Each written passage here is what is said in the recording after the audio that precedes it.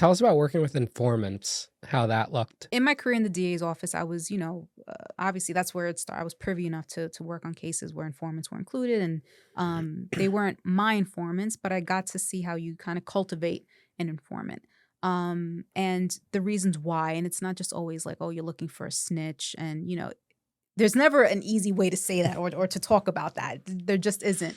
However, there are different instances, and it wasn't until I I would I don't say unofficially, but there were people who would, give me information. So they would be more like sources, SOIs, sources of information, right? Um, but to cultivate an actual informant, you have paid informants, and that's more NYPD, or Department of Investigation, DOI. They have paid informants, and then you have people that just tell you things.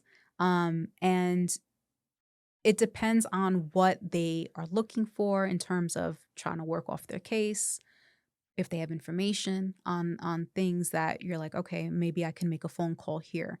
Again, this goes back to building that rapport with inmates and not making promises on anything. And you know what's the intel? What's the information? Right? Um, how how much are you willing to tell me, and how far are you willing to go to say that to acknowledge and take accountability that you're giving me this information, right? And then there's just informants that you will never know from me that they're an informant. You will never hear that, I got this from them, and you know you just never speak of them in that instance, but you know that that's your informant, and you do that to save their lives. Were you surprised when some people would become an informant, like certain types of people, say in gangs? Absolutely. And I'm like, "You? Okay." I'm like, "Let's go."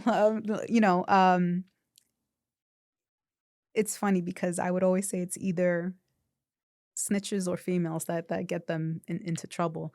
But if I think the narrative was, if they feel like if they're snitching, like, on staff, they don't feel like they're snitching. But if you're snitching on, an op or someone from a rival gang, um, you're still snitching in essence. But I think in my experience, the the things that were told to me was like, they're not doing nothing for me, or this is what this got me, or they didn't stand by me. Nobody's calling me. Not nobody's calling me. Nobody's putting money in my commissary.